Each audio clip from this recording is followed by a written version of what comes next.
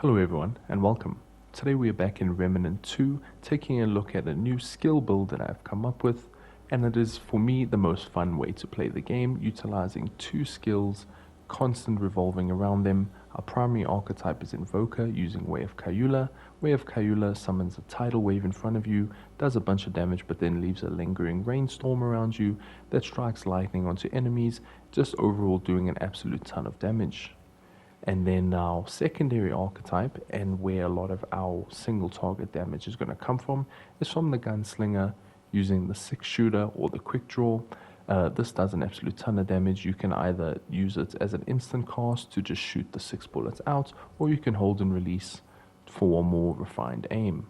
We're using the Bruiser helmets, Mark Leader 2 chest, Disciple Greaves, and the Void gauntlets, leaving us at 74.8 and 43% damage reduction from our armor. We have a total of 49.2. It is not an absolute ton, but we're not really in need of damage reduction for this build just because of the way it works. Legacy Protocol is our amulet of choice, giving us 20% reduced skill cooldown and increased skill duration by 15%. The cooldown is helpful for both our skills, and the duration is extremely helpful for Way of Kayula, just meaning that thunderstorm lasts longer. Burden of the Sciolist is our first ring. For 15% increased skill damage, we're not too worried about the reduced ammo reserves. Shadestone will give us a straight 15% increase in skill damage, and Burden of the Destroyer also gives us a nice 15% all damage dealt, and the reduced range on firearms is not much of an issue for us here. For our last ring, I am using Burden of the Departed for 10% increased damage, minus 33% relic charges. For our relic, we are using Profane Heart, so we're not really using the charges. And in the relic, we're using skill damage, skill cooldown, and casting speed. Now, if you have Flash Caster as a trait, do not use casting speed in your relic, rather use something else that's going to be more beneficial to you, such as healing effectiveness, or maybe even damage reduction might fit nicely here. Going back to the Burden of the Departed, this is our flex slots for a ring. You can kind of put whatever you feel like you might be wanting in this build. If you want a little bit more damage reduction or even cooldown, such as the Black Pawn Stamp, I did use this for a while, and it helps in ensuring that our skills are always off cooldown. But like I said, if you want some more survivability, you can go with more health, more damage reduction, or even just like as I have here, the Burden of the Departed for a little bit more all damage dealt. For our melee weapon, we're using World's Edge with Tainted Blade to be able to apply this damage over time at a distance. For our backup weapon, we're using Nebula with Feedback in the mod slot. There's no reason to basically never use Nebula, it's just amazing at what it does. Awesome passive damage, and it fits perfectly in this build. For our main weapon, we're using Monolith with the Spellweaver mod. This gives us nice uptime on our abilities and just ensures that if we're ever lacking on cooldown, we can keep popping Sandstorm to get our skills off cooldown quicker. Now for our traits, there's going to be lots of flexibility. I'm using Gifted, Ammo Reserves, Regrowth, Triage, Vigor, Spirit, Expertise, Amplitude, Barkskin, Siphoner, Recovery, and Fitness. Now I'm using Amplitude for the 50% AoE size. This directly affects Way of Kayula, and I'll put a video clip on screen now to show you. But basically when you use Way of Kayula while you're in mobbing areas, the lightning strikes can clear out most of the map for you without you even needing to do anything. So this is more of a quality of life increase than anything else, but you can trade this out for basically anything you want. If you do have Flash Caster per se, or you wanted something like Revivalist if you're playing multiplayer, this can be traded out, but it just does bring a lot of quality of life to the build. Another trait that does go quite nicely, or would go quite nicely, is Leech, just increasing our lifesteal effectiveness, making it so that we are more difficult to kill.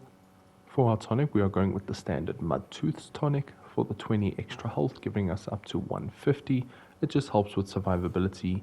But that basically concludes the breakdown of everything we are using. Now let's get into the demonstration. So you always want to lead the fight with popping Sandstorm to apply Exposed to enemies, followed up by switching to Nebula and using the Nano Swarm.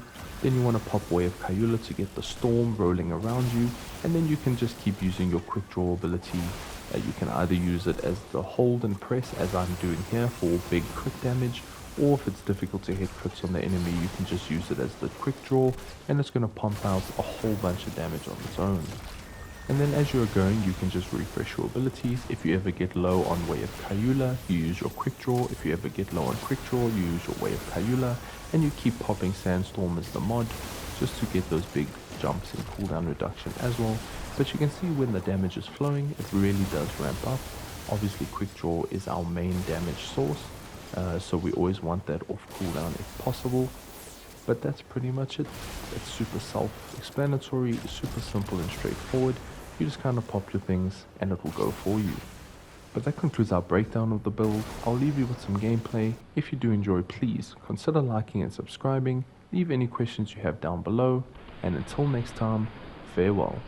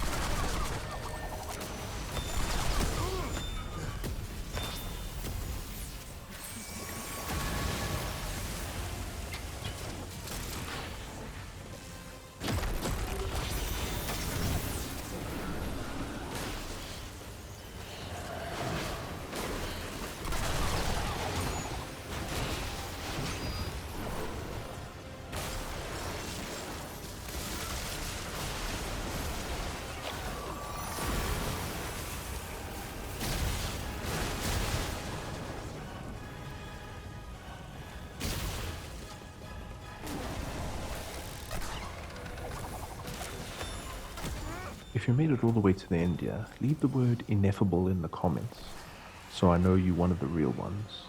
Peace.